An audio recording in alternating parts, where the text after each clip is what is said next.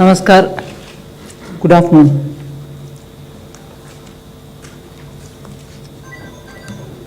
Today we announce some relief measures.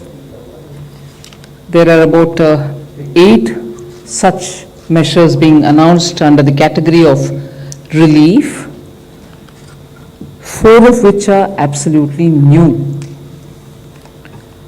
There is one item which is specific to health infrastructure as so if 8 items were on economic relief, wherein I said 4 are new, the one item on health infrastructure is also new. There are 8 other items which pertain to growth in general, export, and also related to employees. And in that, 6 are totally new.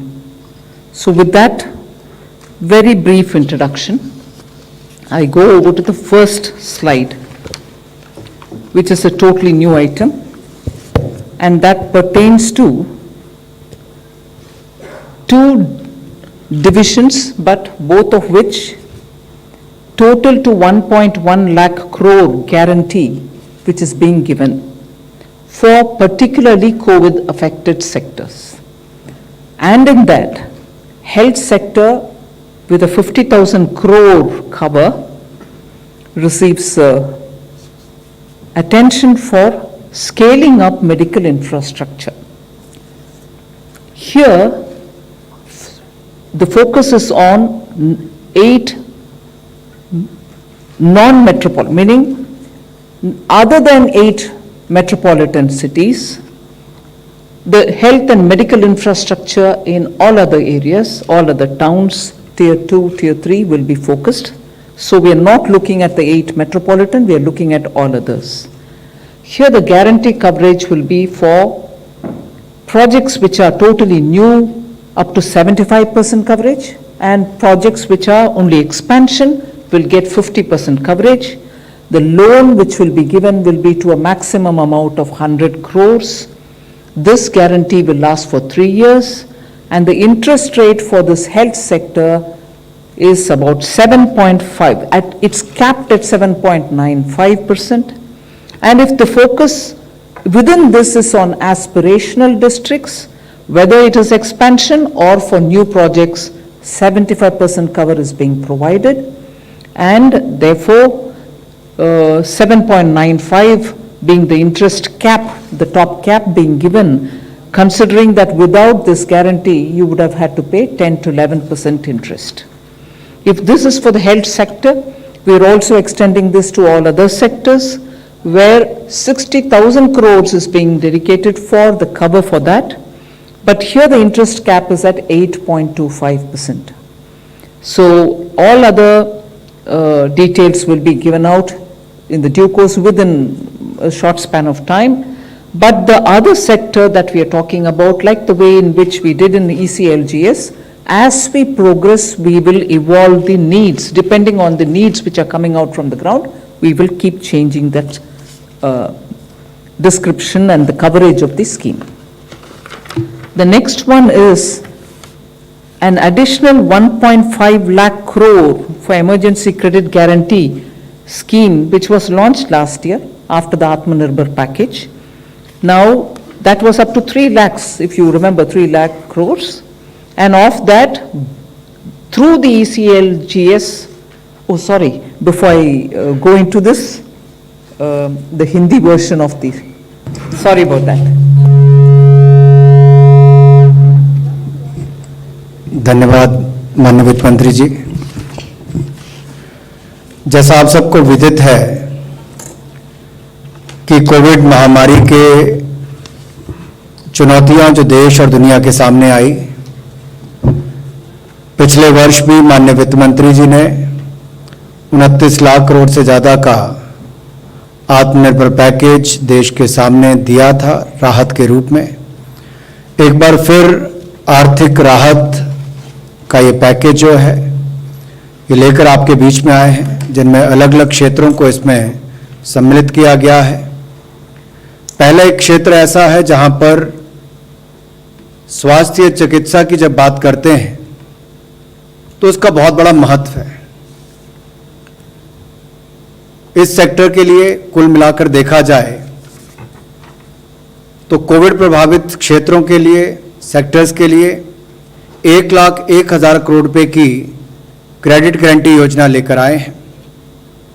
और health sector जो है विशेष तौर पर इस पर बल दिया गया, 50,000 करोड़ रुपए इसके लिए रखा गया है।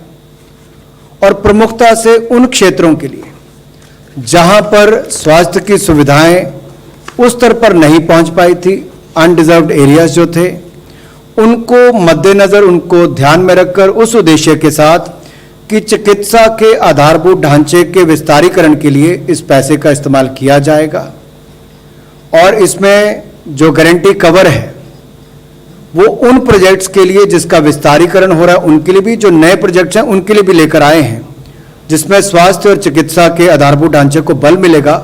लेकिन ये 8 महानगरों के अलावा जितने क्षेत्र हैं उसके लिए दिया जाएगा। इसमें गारंटी की कवरेज है वो 50% विस्तार वाले प्रोजेक्ट्स के लिए होगी और 75% नए प्रोजेक्ट्स के लिए होगी।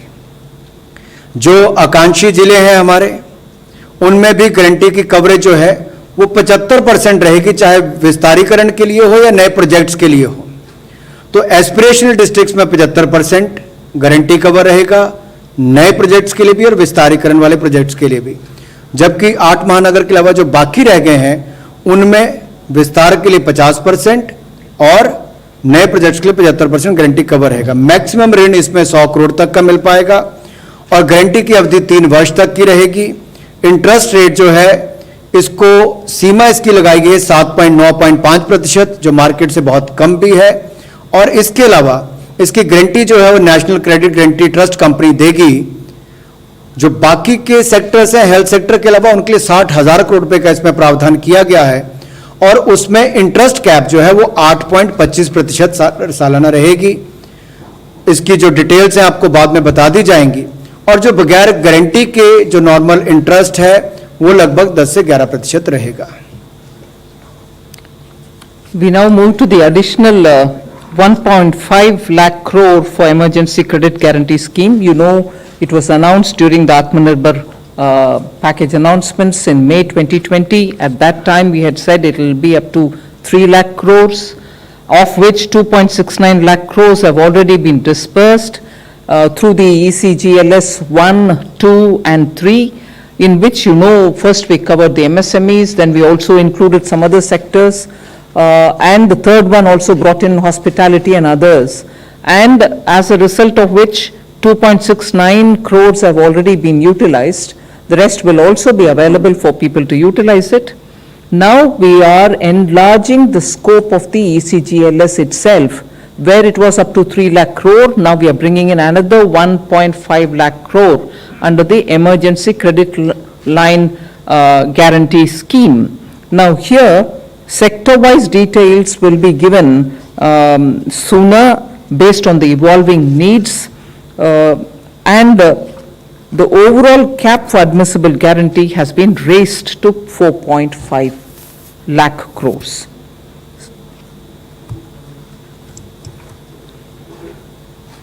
पिछली बार भी emergency credit line guarantee scheme, जिसमें कुल मिलाकर 3 लाख करोड़ रुपए का प्रावधान किया गया था, ECLGS 1.0, 2.0, 3.0 के अंतर्गत बहुत सफल रही और कुल मिलाकर 2,69,000 करोड़ रुपया इसके माध्यम से व्यापारियों को, कारोबारियों को दिया गया। और ये 20% अतिरिक्त कार्यशील पूंजी थी पहले और दूसरे चरण के लिए, और तीसरे में तो 40% तक इसको किया गया था। और इसमें लगभग 12 private sector bank, 12 public sector bank, 25 private sector bank और बाकी जो गैर वित्तीय कंपनीज हैं, NBFCs हैं, उनके माध्यम से इस पैसे को दिया गया। अब इसकी लिमिट जो है वो स्वीकार्य गारंटी की, उस पर भी जो अमाउंट प्रपोज्ड है, जो स्वीकृत है, उस पर उसको वृद्धि करने की बात कही गई है ताकि और लोगों को इसका लाभ मिल सके। जो 20% उनकी आउटस्टैंडिंग लोन लिमिट है उस पर इसको प्रत्येक ऋण पर बकाया जो है उसके हिसाब से किया जाएगा, और सेक्टर वाइज जैसे इसकी आगे आगे मांग भी बढ़ेगी उसको ध्यान में रखकर बाकी निर्णय किए जाएंगे उभरती हुई जरूरतों को देखकर। जो हमारे कॉन्टैक्ट इंटेंसिव सेक्टर्स हैं, ज्ञान क्षेत्र से संपर्क रखने वाले हैं, चाहे वो टूरिज्म, ट्रैवल, टूर ऑपरेटर्स, ये बाकी सब उसमें आते हैं, उसको इसमें ऑलरेडी कवर किया गया है।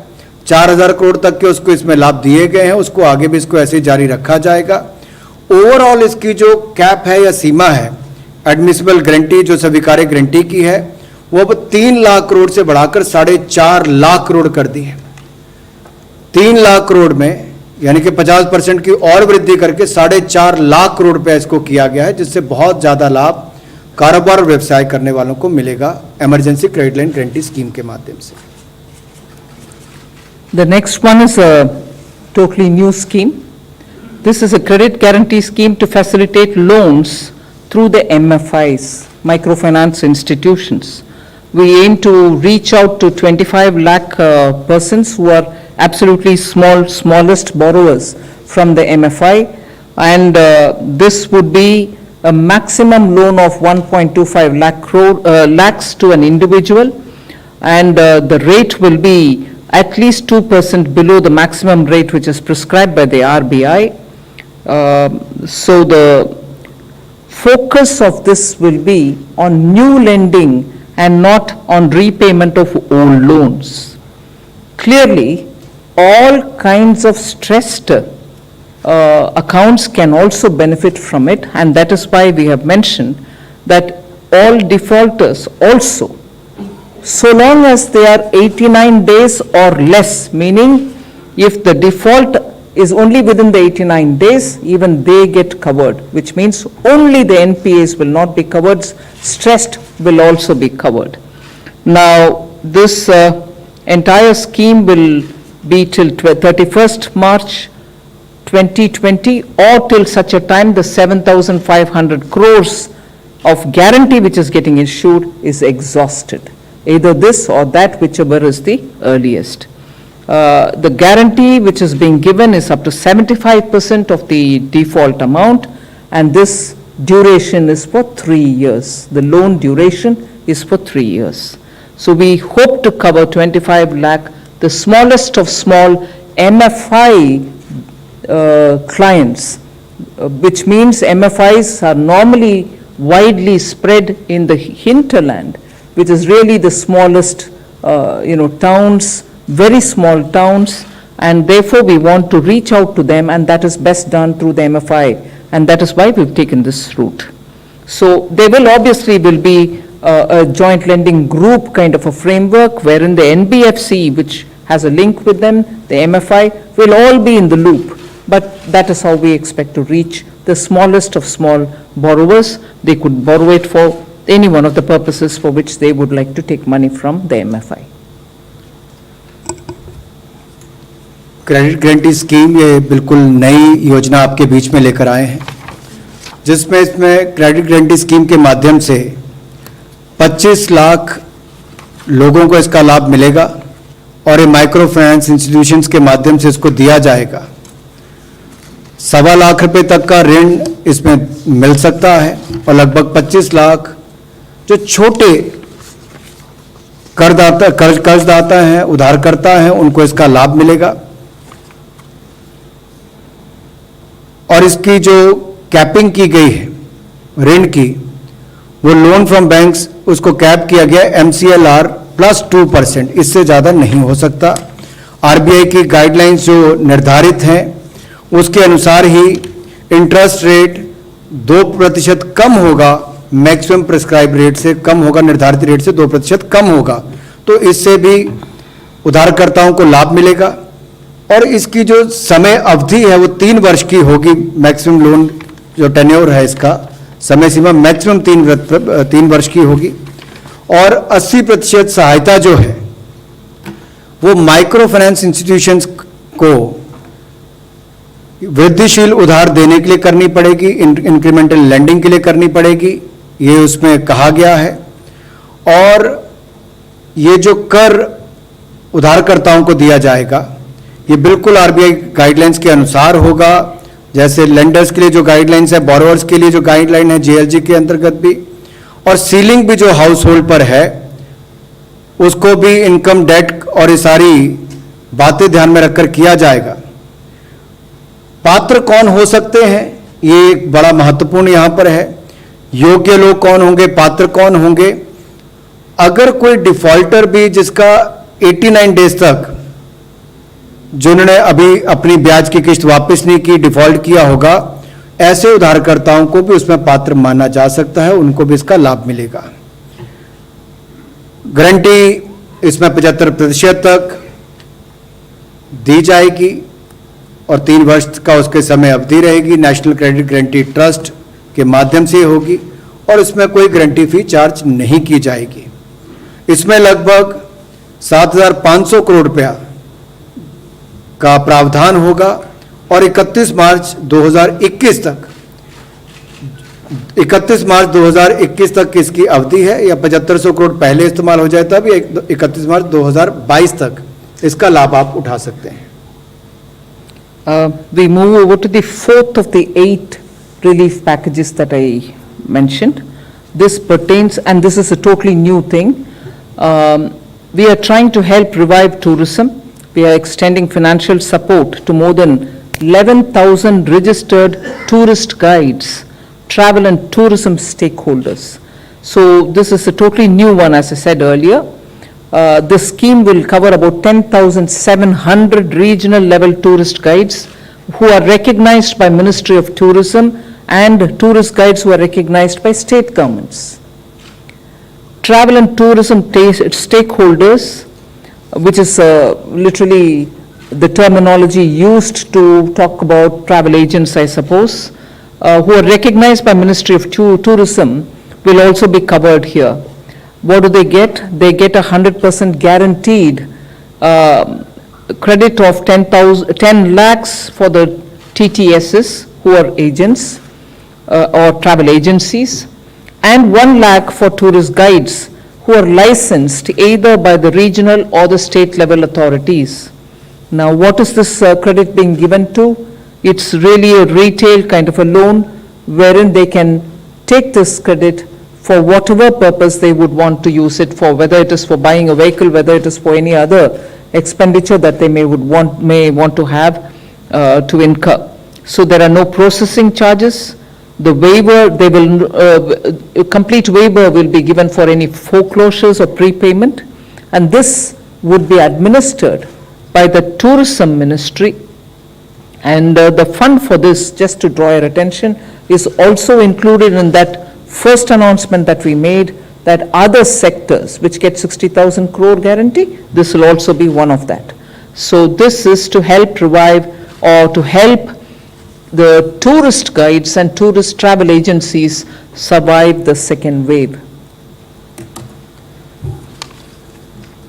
पर्यटन का क्षेत्र भारत में बहुत महत्वपूर्ण भी है, बहुत रोजगार भी, स्वरोजगार के अवसर भी उत्पन्न करता है, और इससे जुड़े हुए उद्योग को, पर्यटन को पुनर्जीवित करने के लिए एक बड़ा कदम ये नई योजना के माध्यम से उठाया गया है, जिसमें वित्तीय सहायता 11,000 से ज़्यादा ऐसे टूरिस्ट गाइड्स और ट्रैवल और टूरिज्म के जुड़े हुए जो बाकी स्टेक होल्डर्स हैं उनके लिए किया गया है।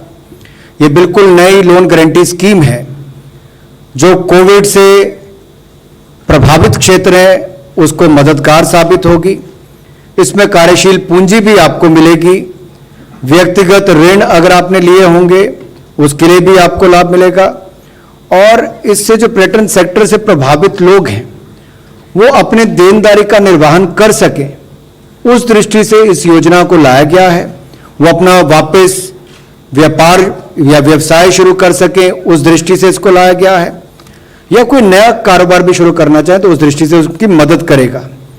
इसमें कुल मिलाकर 10,700 जो हमारे क्षेत्रीय स्तर पर टूरिस्ट गाइड्स जो हमारे मिनिस्ट्री ऑफ टूरिज्म ने रिकॉग्नाइज कर रखे हैं, राज्यों में भी उनको इसका लाभ मिलेगा, राज्य की सरकारों ने भी जिनको रिकॉग्नाइज किया है, और जो travel and tourism stakeholders हैं जो लगभग 904 हैं, उनको भी इसका लाभ मिलेगा। कितना लाभ मिलेगा? 100% गारंटी इसकी हमारी तरफ से दी जा रही है और इसमें 10 लाख रुपया जो हमारा travel and tourism stakeholder है उनको मिलेगा, प्रति एजेंसी को इतना उसको मिल सकता है, और 1 लाख रुपया टूरिस्ट गाइड्स जो लाइसेंस्ड है, जिनको लाइसेंस प्राप्त है या क्षेत्रीय या फिर राज्य के स्तर पर जिनको रिकॉग्नाइज किया गया उनको होगा। इनको ना तो कोई प्रोसेसिंग चार्जेस देने पड़ेंगे और फोरक्लोजर के लिए भी इनके लिए या पूर्व भुगतान करने के लिए भी जो शुल्क होता है उससे भी इनको छूट दी गई है, और जो अतिरिक्त कोलेट्रल इनको देनी पड़ती है उसकी भी आवश्यकता इस पर नहीं होगी। तो इस तरह से बड़ी मदद उसके टूरिज्म क्षेत्र के लिए यहां से भी होने वाली है। The next one also pertains to tourism sector. For the visas which are, once we start visa issuance again, the first 5 lakh tourist visas will be issued totally free of charge. This will benefit for any tourist only once. The scheme will be applicable till 31st March 2022 or till the first 5 lakh of visas get covered. In other words, till 31st March 2022 or till the first 5 lakh tourist visas are issued, everyone gets free tourist visa. Beyond that, of course, the usual regular charges will apply. So this, I think, will have a great incentivizing impact on those short-term tourists who come in for just with a month, 1 month visa.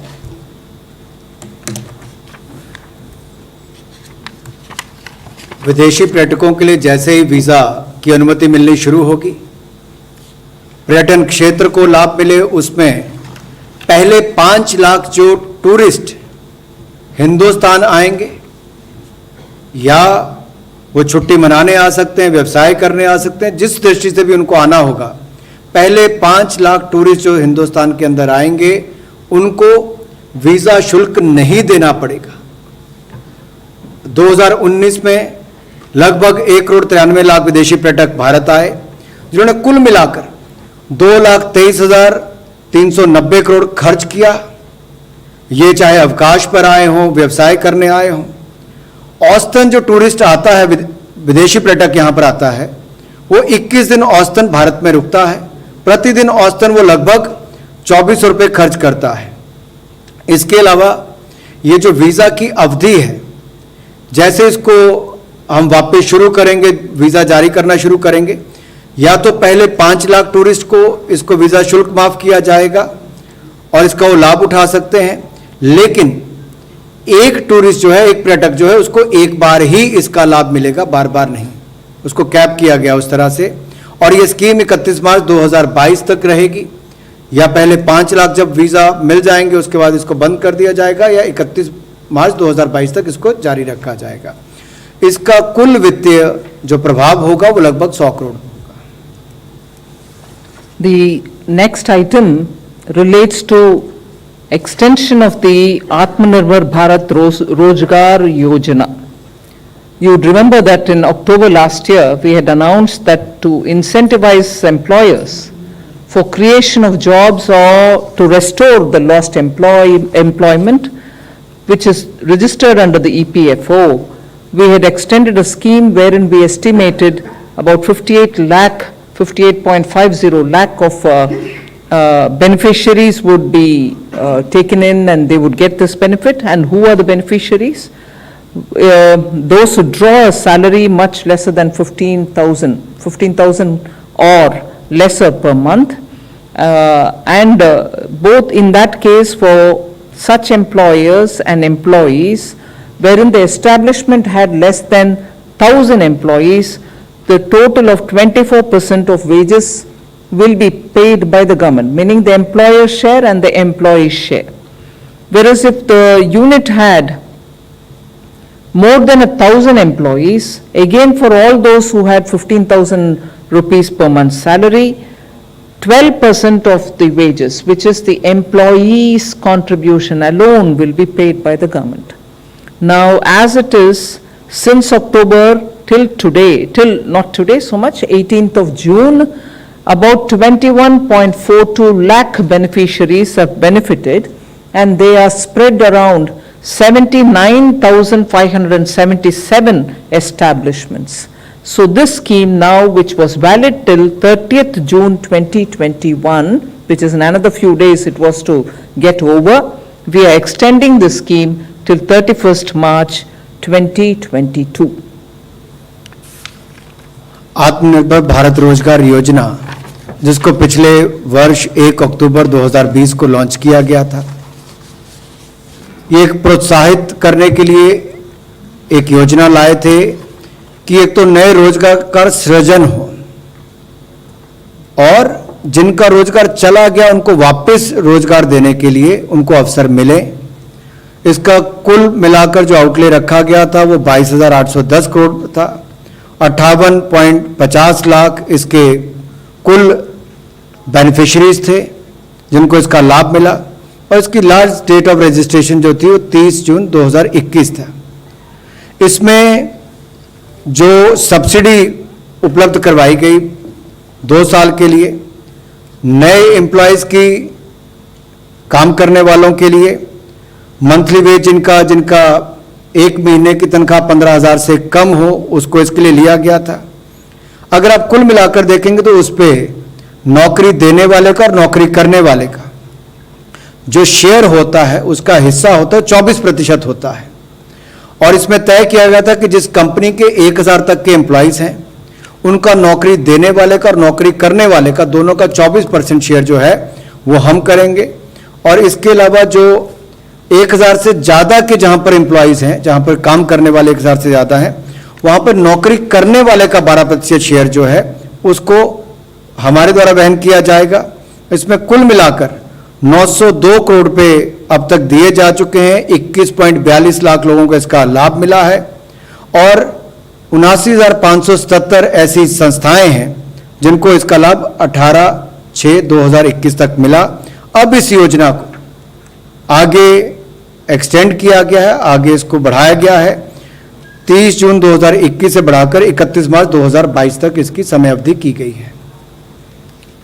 The 7th of the 8 announcements on the relief, economic relief, pertains to something which was announced probably just a couple of days ago, that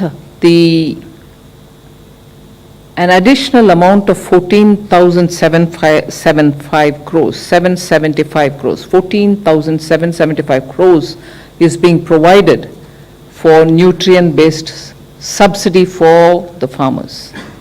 In fact, some of you all in the media have covered that the record procurement of wheat has happened this Rabi marketing season.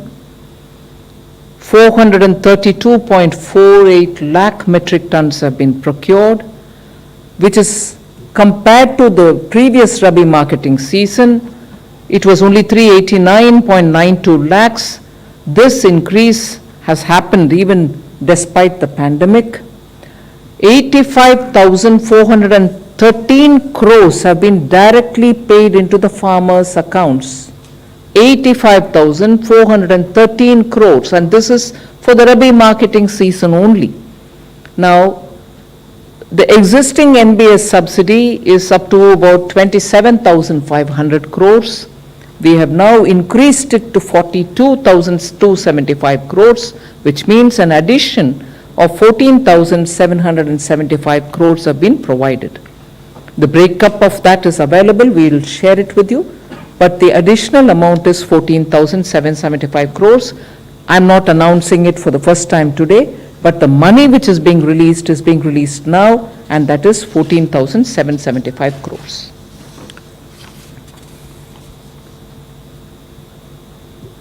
कृषि के क्षेत्र में रबी विपणन season 2020-21 में जहां 399.92 lakh metric ton खरीद हुई थी, उसके मुकाबले 2021-22 में रिकॉर्ड रबी विपणन की खरीद हुई। सीजन अगर देखा जाए, रबी विपणन सीजन को देखा जाए तो उसमें 432.48 लाख मीट्रिक टन गेहूं की रिकॉर्ड खरीद हुई है। यह अपने आप में दिखाता है कि 2020-21 में 389.92 लाख 399.92 लाख खरीद हुई थी, 399.92 लाख मीट्रिक टन खरीद हुई थी 2020-21 में। तो 21-22 में गेहूं की रिकॉर्ड खरीद 432.48 लाख मीट्रिक टन हुई है। किसानों को इसके लिए 85,413 करोड़ रुपए का भुगतान किया गया है, जो अपने आप में रिकॉर्ड है। इसके अलावा न्यूट्रिएंट बेस्ड सब्सिडी जो है उसको भी वित्त वर्ष 2020-21 में जहां पर 27,500 करोड़ का भुगतान किया गया था, इस वित्तीय वर्ष 2021-22 में उसको बढ़ाकर 42,275 करोड़ रुपया किया गया है। पिछले वित्तीय वर्ष 27,500 करोड़ से बढ़ाकर 42,275 करोड़ रुपया किया गया है। अतिरिक्त राशि 14,775 करोड़ रुपए इसमें प्रावधान किया गया है, जिसमें से 9,125 करोड़ एडिशनल सब्सिडी जो है वो डीएपी के लिए है और 5,650 करोड़ रुपए की एडिशनल अतिरिक्त सब्सिडी जो है वो एनपीके बेस्ड कॉम्प्लेक्स फर्टिलाइजर के लिए है।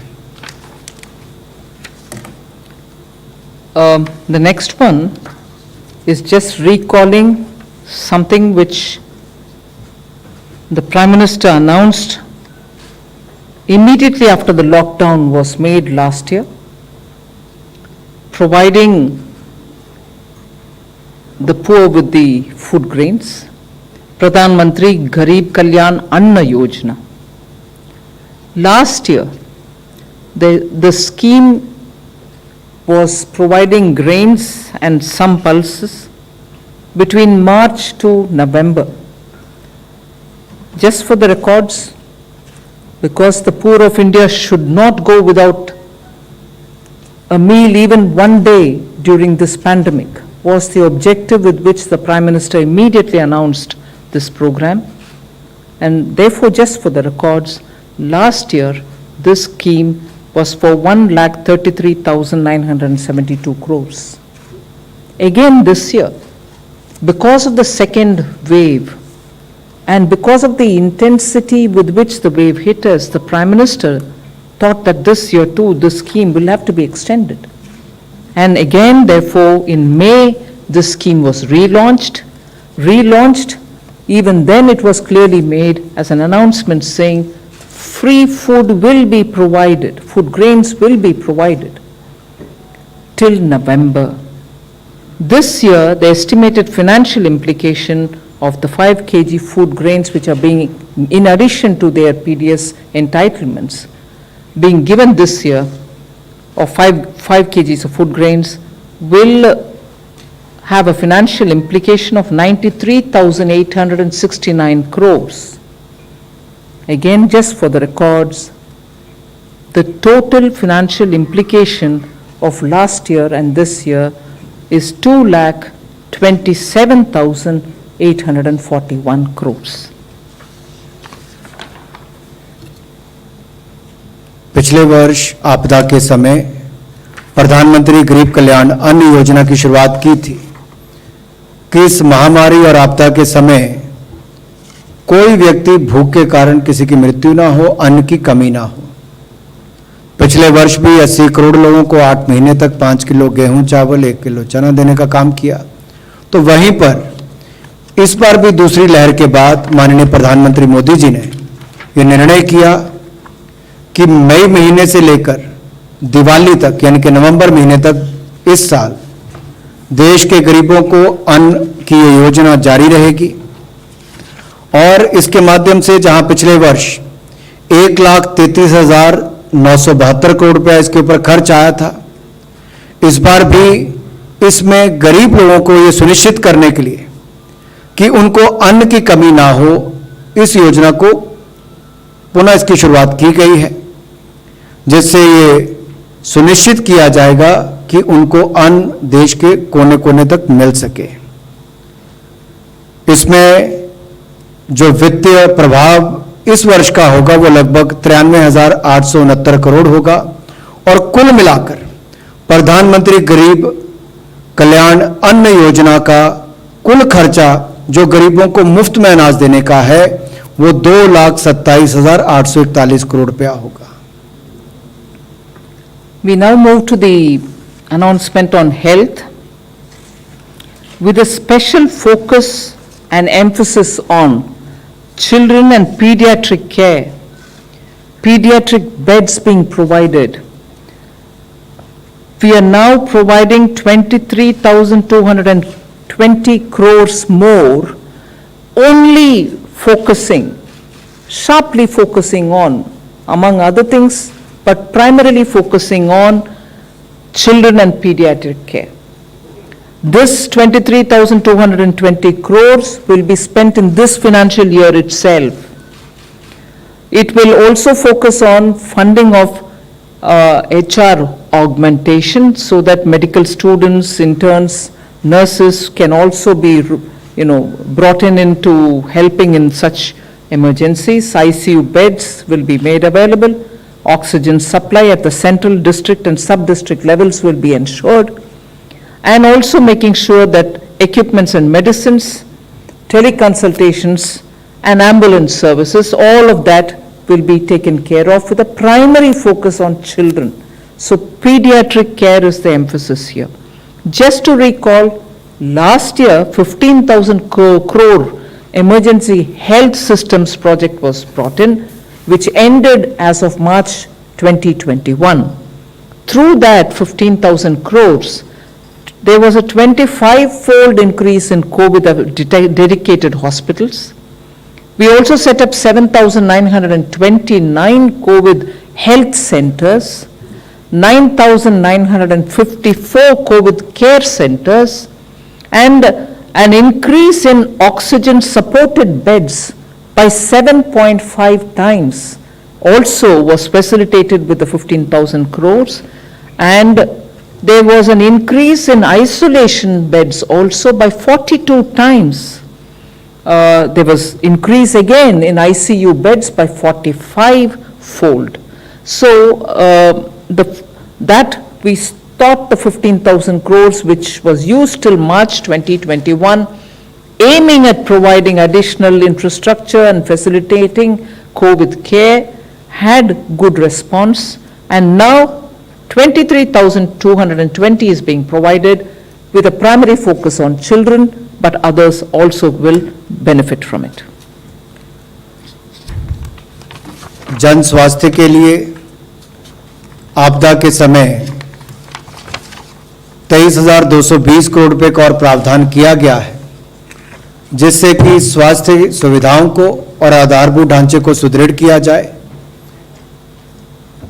कोविड-19 के समय पिछले वर्ष भी जब 15,000 करोड़ रुपया इमरजेंसी हेल्थ सर्विसेज के लिए दिया गया था, तो उससे बहुत लाभ मिला है। 25 गुना वृद्धि हमारी कोविड समर्पित अस्पतालों में हुई, 7,929 कोविड हेल्थ केयर सेंटर बने, 9,954 कोविड केयर सेंटर्स बनाए गए, 7.5 गुना वृद्धि ऑक्सीजन युक्त बेड्स की इसके माध्यम से हुई, 42 गुना वृद्धि आइसोलेशन बेड्स की इसके माध्यम से हुई, और 45 गुना वृद्धि आईसीयू बेड्स की हुई, जो 15,000 करोड़ रुपया इमरजेंसी हेल्थ सर्विसेज प्रोजेक्ट के लिए 2020-21 में माननीय मोदी जी के नेतृत्व में दिया गया था। आने वाले समय के लिए विशेष तौर पर स्वास्थ्य योजनाओं को तैयार किया जाए और आपातकालीन स्थिति के लिए उस तैयारी को ज़्यादा करना, विशेष तौर पर बच्चों के लिए, और बाल चिकित्सा देखभाल, बाल चिकित्सा विस्तार पर इसको रोड मैप उसको बनाकर ध्यान दिया गया है। इसके लिए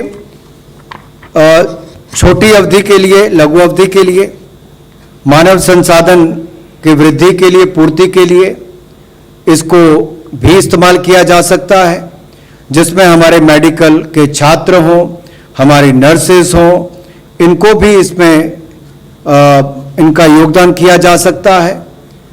और इसके अलावा जो आईसीयू बेड्स विशेष तौर पर बच्चों को ध्यान में रखकर उनको बनाने के लिए या बाकी क्षमता बढ़ाने के लिए, ऑक्सीजन सप्लाई जो है, ऑक्सीजन की पूर्ति जो है, वो केंद्रीय स्तर पर, जिला स्तर पर, उप जिला स्तर पर की जाए, उसके लिए इसका प्रावधान किया गया है।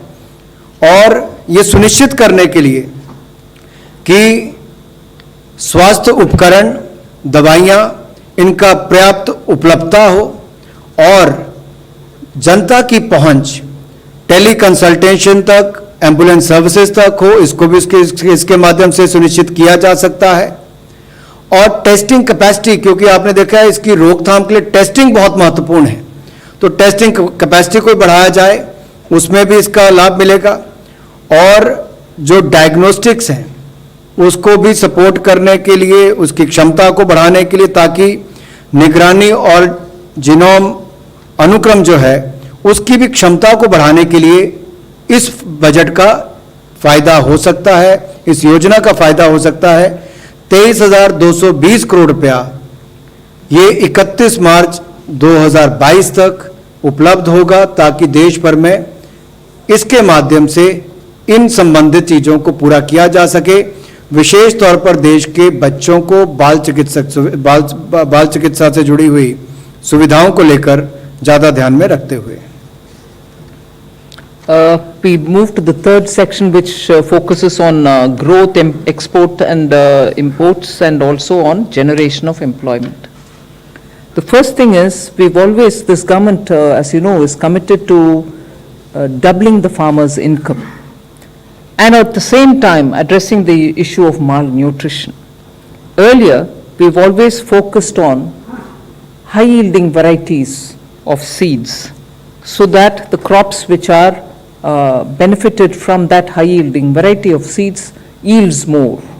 Whereas now the focus is making sure that the crop provides nutritious gains, the crop is going to be climate resilient, and also such traits which are important in a seed are being ensured through the research of the ICAR, Indian Council for Agricultural Research.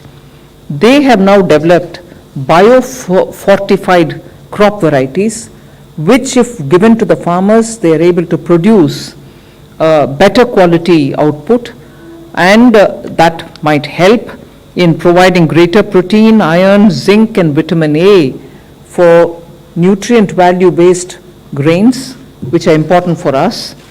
This is now being made available for several crops, 21 of them: rice, peas, millet, maize, soya bean, quinoa, buckwheat, winged beans, pigeon pea, and sorghum.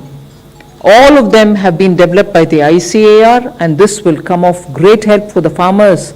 And end of the day, the grains that you get will be of nutrient value without having to add supplementary biofortification, which you do additionally. Now the grain itself yields such varieties. So this is being promoted, and this, I'm making it as an announcement here because this is going to make an impact on farmers' income as much as giving us better grains. कुपोषण से लड़ाई के लिए जहां एक और पोषण अभियान माननीय प्रधानमंत्री मोदी जी ने चलाया है, ताकि देश की वर्तमान पीढ़ी और आने वाली पीढ़ियां कुपोषण मुक्त हो सके, स्वस्थ हों, तंदुरुस्त हों, इसके साथ साथ किसानों की आय को दुगना करने के लिए भी लगातार प्रयास जारी रहते हैं। और जलवायु की जो चुनौतियां हैं उनसे लड़ने के लिए भी, और ऐसी किस्में तैयार करने के लिए जिसमें विशेष गुण हो और विशेष तौर पर जिसमें पोषक तत्व हो, इसका ज़्यादा ध्यान रखा गया है, ताकि जो कमी देखी जाती थी प्रोटीन की, आयरन की, जिंक की, विटामिन ए की, इन सब की पूर्ति भी हो सके। हमारी आज के बच्चे, आने वाले बच्चे, आज की पीढ़ी, आने वाली पीढ़ियां कुपोषण मुक्त हो सकें। तो आईसीआर ने ऐसी डेवलपमेंट भी की है, जिसके माध्यम से बायोफोर्टिफाइड क्रॉप वैरायटीज उन्होंने तैयार की हैं, जिससे लाभ मिलेगा। और इससे रोगों से, कीटों से, सूखा और बाढ़ जैसी चीज़ों से लड़ने के लिए भी और बहुत सारे ऐसे कदम उठाए गए जिससे इसमें लाभ मिल पाएगा। मैकेनिकल हार्वेस्टिंग को भी इसमें डेवलपमेंट की गई है। इसके अलावा जो 21 वैरायटीज़ हैं अलग अलग तरह की अनाज की, वो भी देश को डेडिकेट करने के लिए एक बड़ा कदम है। और मुझे लगता है एक महत्वपूर्ण घोषणा आज माननीय वित्त मंत्री जी ने इसकी की है, जिससे एक और तो हमारे किसानों की आय बढ़ने की संभावनाएं पैदा होंगी, दूसरी ओर देश के बच्चों को कुपोषण से मुक्ति मिलेगी और न्यूट्रिशन डाइट, पोषक तत्व जिसमें होंगे वैसे ज्यादा देश के लोगों को मिल सके, इसका लाभ भी मिलेगा। We next move over to a very critical institution for the northeastern agricultural development. Again, aiming at farmers and farmers' income, the Northeastern Regional Agricultural Marketing Corporation, which is in short normally called as NERA-MAC. It was established in '82, but in spite of some good work, they've been suffering for want of support and assistance. As a result, Northeast farmers have had little access to good facilitation. This institution has established 75 farmer producer organizations already in the region, and it's also credited with having 13 GI crops registered for the GIs, receiving patents. Now, this institution is getting a 77.45 crore infusion as a revival package so that financial restructuring can be done, infusion of funds help them, and they can also prepare such business plans to give 10 to 15% more price to farmers by bypassing middlemen. Because of the location of the northeastern states, it is most often that the middlemen who reach them, and therefore they lose out on the price advantage, which they can otherwise have because their crops are normally organic and very good. Now, if this organization is revived, we expect that farmers would be better placed in terms of selling their produce. So we are reviving this corporation, Agricultural Marketing Corporation for the Northeast with 77.45 crore as a package.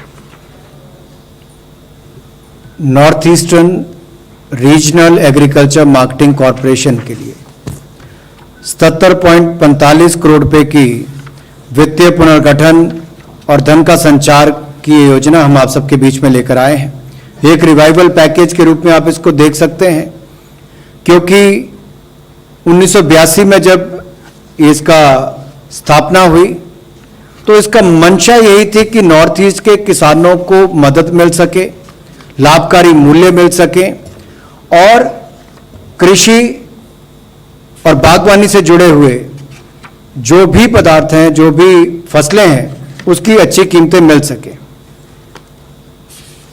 अभी भी यही प्रयास है कि खरीद बेहतर हो, विपणन का आधारभूत ढांचा बेहतर बन सके, प्रोसेसिंग बेहतर हो सके और नॉर्थ ईस्ट के जो प्रोडक्ट्स हैं वो देश और दुनिया में पहुंचें।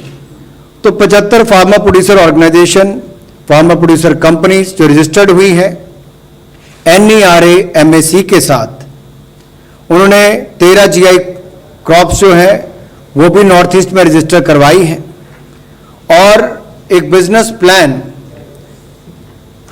व्यापार का उन्होंने जो एक प्लान तैयार किया है उसके अंतर्गत 10 से 15% ज़्यादा कीमतें मिल सके, ताकि बिचौलियों को खत्म करके किसानों को लाभ मिले, उसको भी ये बढ़ावा देगा और क्षमता निर्माण और एकत्रीकरण के लिए भी और मार्केटिंग करने के लिए भी और टेक्नोलॉजी का सदुपयोग करने के लिए भी इसका रोड मैप इसमें तैयार किया गया है, ताकि जैविक खेती हो और बाकी जो सुविधाएं एक व्यवसाय करने वाले को, एंटरप्रेन्योर को चाहिए होती हैं, वो भी हम नॉर्थ ईस्टर्न सेंटर के माध्यम से इसके कर सके। तो कुल मिलाकर 70.45 करोड़ रुपए का ये रिवाइवल पैकेज हमने वित्तीय पुनर्गठन और धन के संचार के लिए NERA MAC के लिए किया है, जिससे हमारे नॉर्थ ईस्ट के लिए बहुत बड़ा बल मिलेगा वहां की कृषि के लिए। The next one is for extending support to the National Export Insurance Account, which shall now give greater cover. It shall underwrite additionally to the extent of 33,000 crores for all project exports. You know, India is doing very well in terms of project exports. In most of the African countries and countries in the Middle East, Indian project exports are doing very well. They need a greater support through the insurance covers. The cover which is being, credit cover which is being provided by Exim Bank for project exports will now additionally benefit for the next 5 years with this underwriting which they can undertake for an additional 33,000 crores of project exports. So this is being given in order to immediately ramp up India's capacity to extend project exports and to give them enough cover.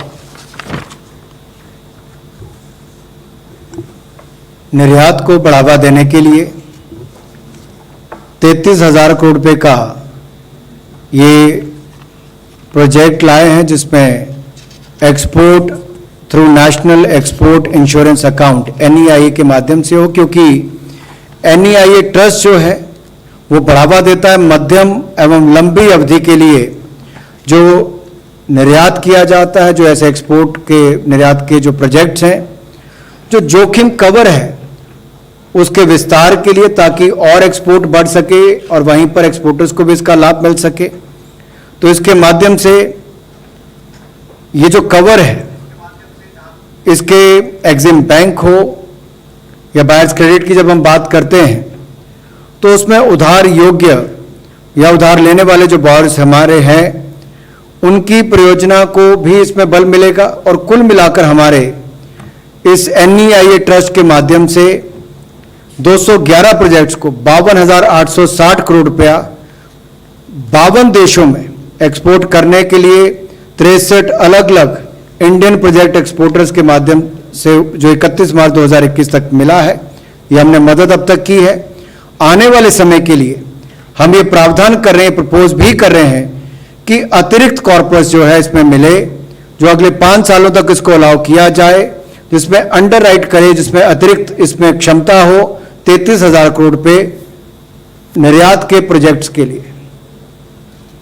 The next is also aimed at providing export insurance cover, and this time it is for merchandise exports. The previous one was for project exports. This is for merchandise exports, wherein a support of about 30% of the merchandise export can be given. We are infusing enough equity into the Export Credit Guarantee Corporation, which actually promotes exports by providing credit insurance services. This will now provide, this equity infusion from us will provide such leverage over the next 5 years for the ECGC to be able to provide insurance cover for up to 88,000 crores. So the equity infusion by the government will help them to be able to leverage it to the extent of providing coverage for 88,000 crores of merchandise exports. निर्यात को बढ़ावा देने के लिए credit बीमा सेवा ECGC के माध्यम से उपलब्ध होती है, और इनके जो प्रोडक्ट्स हैं वो मदद भी करते हैं लगभग 30% इंडिया के मर्चेंडाइज एक्सपोर्टर्स को, ताकि वाणिज्य वस्तु माल निर्यात ये जो व्यापारिक माल है इसकी कार्यशील पूंजी जिसको बढ़ाने के लिए 50% की वृद्धि की गई है, यानी कि ECGS जो 22 बैंकों को मदद करती है और 50% कार्यशील पूंजी ये प्री शिपमेंट लेवल पर एंड पोस्ट शिपमेंट लेवल पर ऋण देने के लिए एक्सपोर्टर्स को मददगार साबित होती है। ECGC का जो क्षमता है वो लगभग 45% मर्चेंडाइज एक्सपोर्ट्स के लिए 2025-26 तक करने के लिए है, और इसमें जो पैसा डालने की बात की गई, इन्फ्यूज करने की बात की गई है, उसके माध्यम से भी अब इसको कुल मिलाकर 88,000 करोड़ रुपया का इंश्योरेंस कवर अगले 5 साल तक ये दे पाएगी। ये अपने आप में निर्यात करने के लिए मर्चेंडाइज एक्सपोर्टर्स को एक बहुत बड़ी ताकत मिलेगी।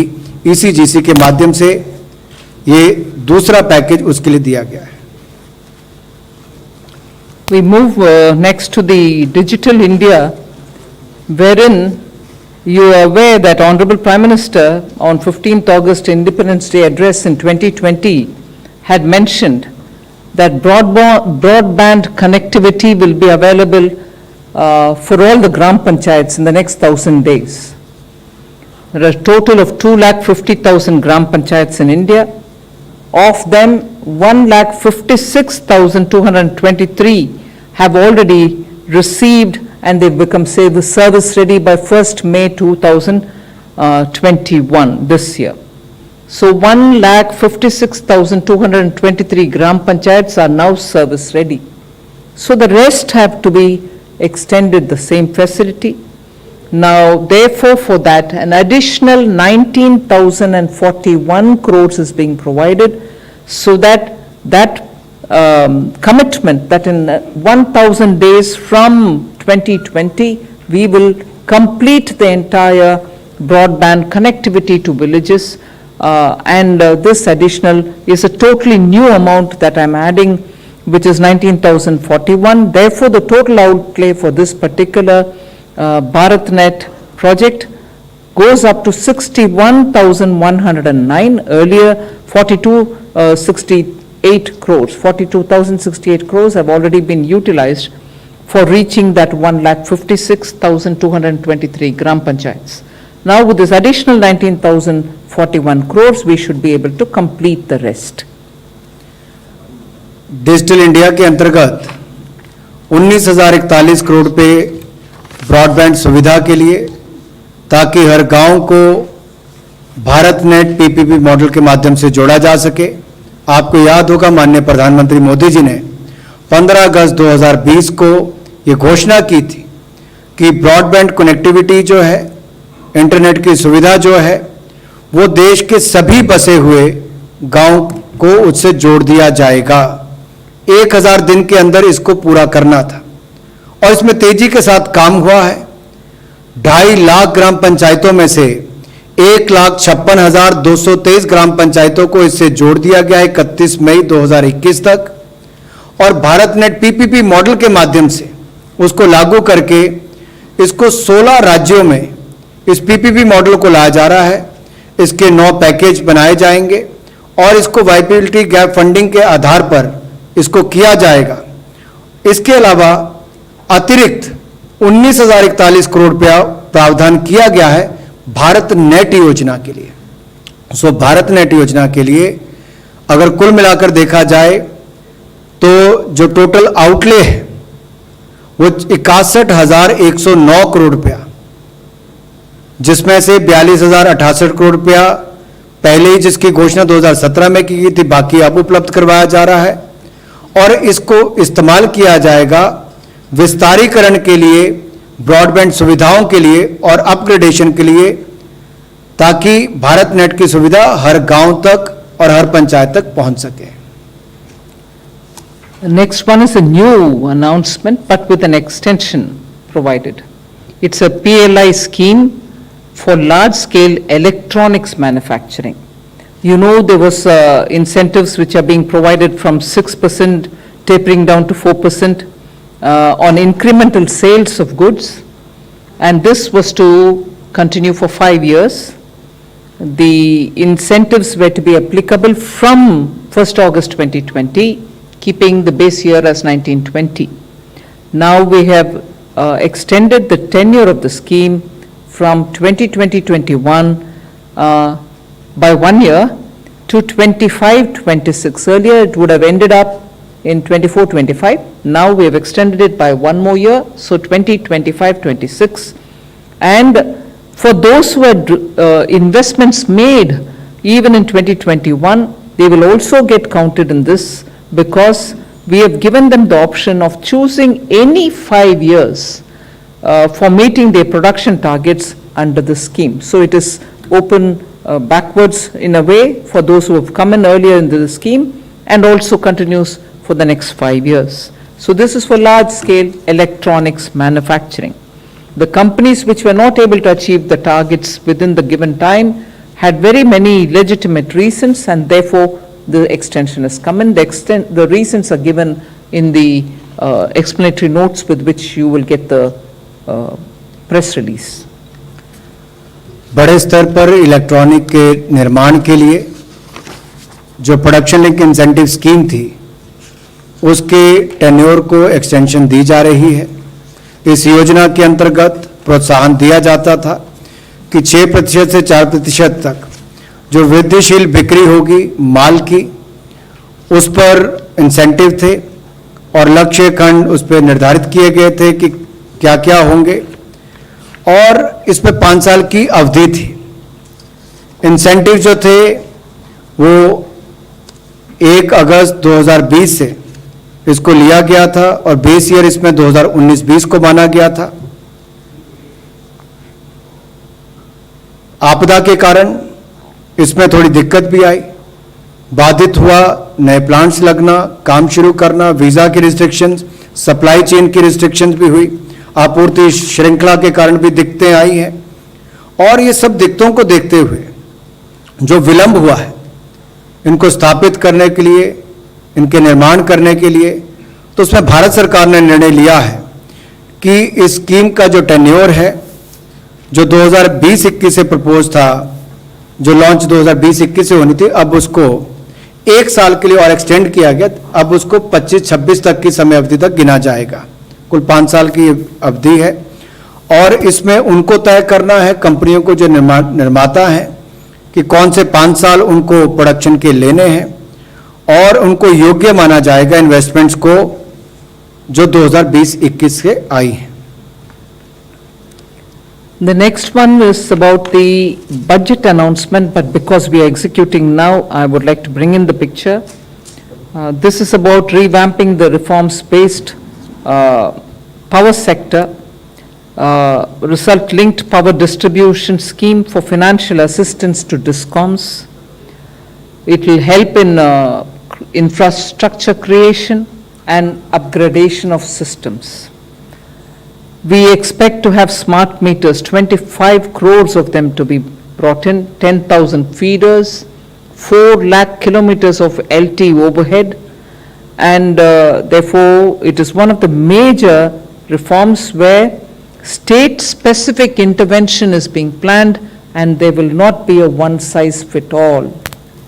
The total allocation for this is 3,03,058, of which the central share is 97,631 crores.